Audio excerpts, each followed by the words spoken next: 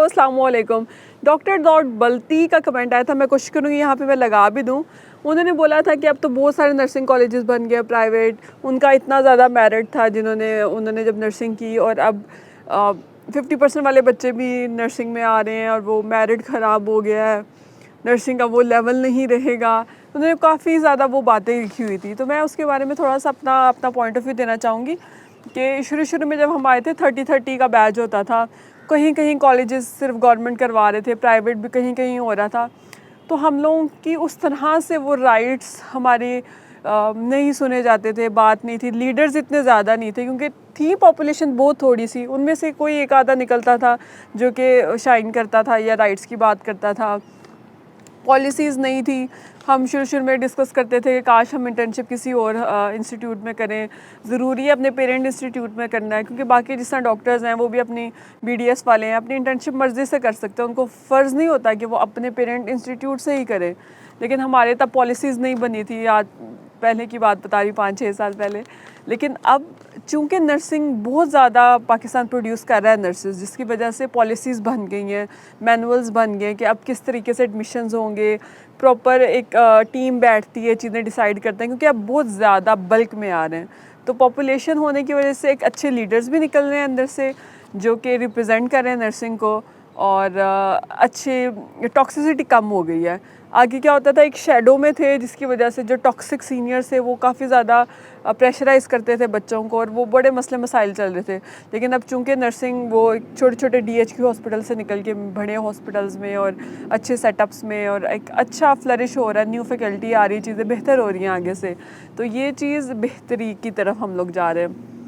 मुझे और याद आ रहा है, अब चाइना में लोग बहुत भाग भाग के जाते हैं, रशिया में जाते हैं, क्योंकि वो 60% वाले को भी पकड़ के डॉक्टर बना देते हैं।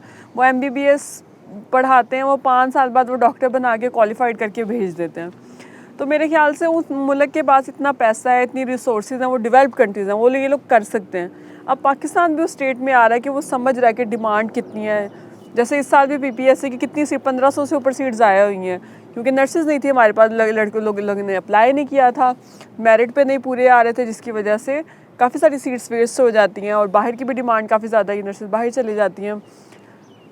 तो अब पाकिस्तान भी प्राइवेट कॉलेजेस इस तरह कर रहे हैं कि मोस्टली कॉलेज बॉन्ड साइन कर रहे हैं कि वो फ़ीस नहीं लेते, और वो बच्चों को रख लेते हैं और वो उनको 4 साल नर्सिंग करवाते हैं, और उसके बाद वो नर्सिंग ग्रेजुएट्स उनसे बॉन्ड साइन करवा देते हैं कि आपने 2 साल 3 साल 1 साल 4 साल हमारे साथ एज आ RN काम करना है हमारे हॉस्पिटल में, क्योंकि हर हॉस्पिटल में तकरीबन शॉर्टेज चल रही होती है और बार बार उन्हें हायरिंग करनी पड़ती है।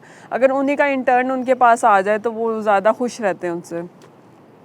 सही है। तो अगर पाकिस्तान आज इस स्टेट में है तो मैं तो बड़ी खुश होती हूँ कि बहुत ज़्यादा नर्सेज प्रोड्यूस हो रही हैं। मैंने एक और चीज़ देखी है, वर्सटैलिटी। अब हमारा एक ट्रेंड है हमारे सीनियर्स का, जो गवर्नमेंट सेटअप के बड़े टर्शरी केयर गवर्नमेंट सेटअप के जो सीनियर्स हैं, वो मोस्टली प्रेफर करती हैं फीमेल्स के सऊदीया निकल जाएँ, कुवैत निकल जाएँ, OEC के थ्रू सेफ़ रहती हैं, रिस्क नहीं लेती कि हम कोई डिफरेंट कंट्रीज़ जाएं या डिफरेंट एरियाज़ एक्सप्लोर करें। न्यूजीलैंड है, स्कॉटलैंड है, आयरलैंड है, बहुत सारी कंट्रीज़ हैं, ऑस्ट्रेलिया, कनाडा, ये सब कंट्रीज़ हैं। लेकिन जब मेरा शिफा एक्सपीरियंस हुआ तो मैंने देखा वहाँ तो बहुत सारे नर्सेज जा रहे हैं, जर्मनी जा रहे हैं, डेनमार्क जा रहे थे, UK का प्रोसेस लोग करवा रहे हैं, जा रहे हैं, सऊदीया भी बहुत कम जा रहे थे लेकिन जा रहे थे। तो फिर मुझे पता चला अच्छा कि एक पर्टिकुलर सेक्ट के लोग, जिस तरह वहाँ पे एक ट्रेंड, शायद वहाँ प्राइवेट कॉलेज है तो वहाँ ज़्यादा अफोर्डिंग फैमिलीज से आते हैं, फैमिलीज से नर्सेज आती हैं, स्टूडेंट्स आते हैं, और बाद में वो लोग स्पॉन्सर कर देते हैं या वो रिस्क लेने का अफोर्ड करते हैं कि वो 10-15 लाख लगा भी लें एक प्रोसेस पे, या 10 लाख लगा लें, 7-8 लाख लगा लें, तो वो उनको इतना इशू नहीं होता।